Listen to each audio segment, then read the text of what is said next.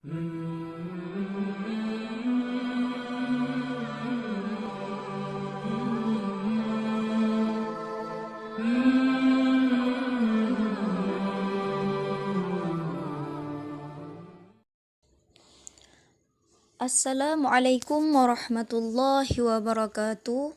Alhamdulillahi rabbil alamin. Allahumma salli ala Sayyidina Muhammad wa ala ali Sayyidina Muhammad. Sahabat pecinta Al-Quran, pada kesempatan kali ini kita akan belajar tentang memahami ilmu tajwid. Memahami ilmu tajwid tentunya membuat bacaan Al-Quran kita terhindar dari kesalahan dan perubahan makna. Mempelajari macam tajwid, hukumnya fardu kifayah. Sementara membaca Al-Quran sesuai tajwid, hukumnya fardu ain. Hukum tajwid yang ada dan akan kita pelajari sekarang yaitu tentang hukum nun mati dan tanwin. Hukum nun mati dan tanwin terdiri dari 4, yaitu idhar, idgham, iqlab, dan ikhfa. Keempat hukum nun mati dan tanwin ini memiliki cara baca dan huruf-huruf yang berbeda-beda. Setiap muslim tentunya wajib memahaminya. Hukum nun mati dan tanwin merupakan salah satu tajwid yang sangat penting dipahami oleh umat Islam. Hukum nun mati dan tanwin adalah hukum bacaan nun mati bertemu dengan salah satu huruf yang sudah dibagi dalam beberapa kategori. Hukum nun mati dan tanwin ada 4, yaitu idhar, idgham, iqlab, dan ikhfa. Yang pertama, idhar. Idhar adalah hukum nun mati atau tanwin bertemu dengan salah satu huruf idhar. Idhar ada 2 macam, yaitu idhar halqi dan idhar mutlak. Hukum nun mati ini disebut juga dengan idhar halqi. Idhar secara bahasa artinya jelas, dan halqi sendiri berarti tenggorokan. Idhar artinya menjelaskan atau menerangkan bacaan. Selain itu, idhar artinya juga berkaitan dengan melafalkan huruf-huruf idhar tanpa disertai dengan dengung. Hukum nun mati idhar ini merupakan salah satu hukum nun mati atau tanwin bertemu dengan huruf hijaiyah yang telah ditetapkan. Dalam hal ini berkaitan dengan idhar halqi. Adapun huruf-huruf hukum nun mati atau tanwin idhar halqi yaitu alif atau hamzah, kha, ain, ha, ghin, ha.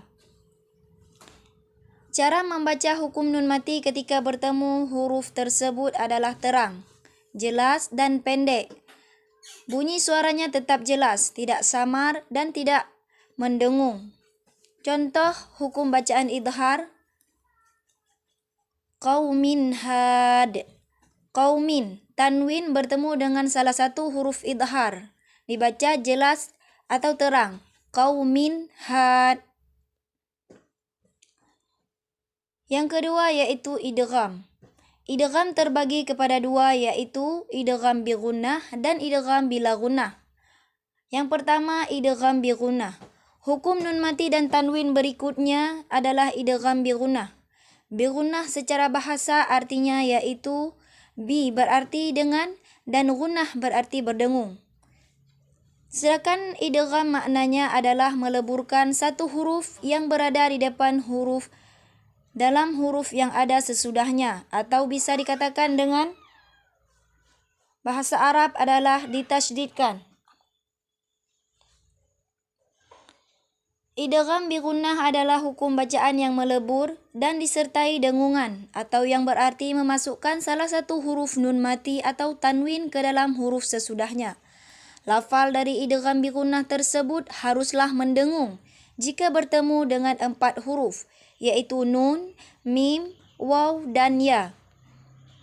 Contoh idgham bi gunnah yaitu tabbat yada abi lahabin wa tab.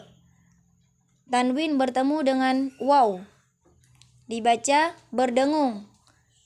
Tabbat yada abi lahabin wa tab. Disertai dengan dengung. Yang kedua yaitu idgham bila gunnah. Hukum nun mati dan tanwin berikutnya adalah idgham bila gunnah. Idgham bila gunnah artinya melebur tanpa dengung atau memasukkan huruf nun mati atau tanwin ke dalam huruf sesudahnya tanpa disertai suara yang mendengung. Secara bahasa, idgham berarti memasukkan atau mentasydidkan, sedangkan arti dari bi gunnah sendiri adalah tidak dengan dengung. Sehingga pengertian dari idgham bila gunnah adalah memasukkan atau mentasydidkan huruf dan membacanya dengan tidak boleh menggunakan dengung. Hukum bacaan tersebut berlaku jika nun atau tanwin bertemu huruf lam dan ra. Contoh pada idgham bila gunnah yaitu pada kalimat walal akhiratu khairul laka minal ula. Tanwin bertemu dengan salah satu huruf bila gunnah yaitu lam. Khairul laka langsung, tidak ada dengung. Yang selanjutnya yaitu hukum nun mati dan tanwin berikutnya adalah iqlab. Secara istilah, iqlab artinya adalah salah satu hukum tajwid yang melafalkan dengan menukar bunyi huruf nun sukun atau tanwin menjadi bunyi huruf mim mati disertai dengung dan disamarkan. Iqlab adalah suatu hukum bacaan Al-Quran yang terjadi apabila nun mati atau tanwin bertemu dengan satu huruf saja yaitu huruf ba.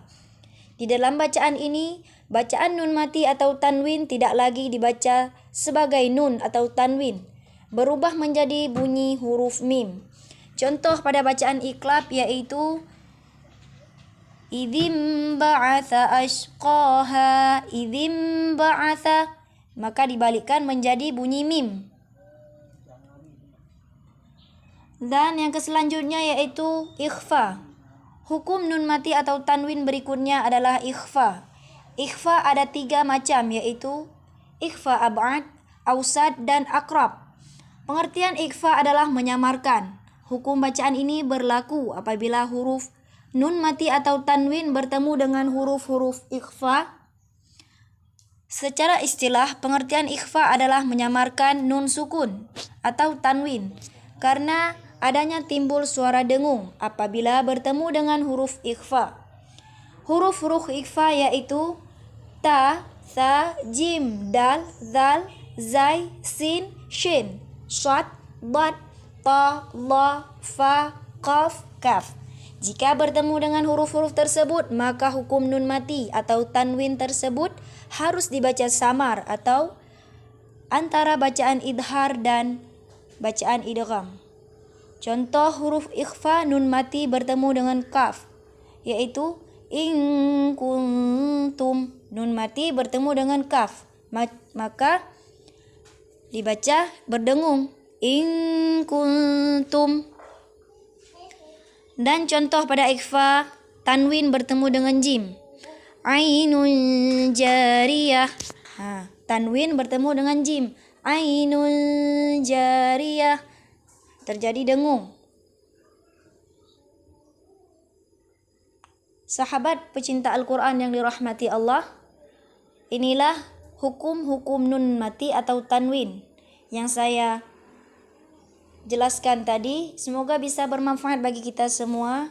Sekian, wassalamualaikum warahmatullahi wabarakatuh.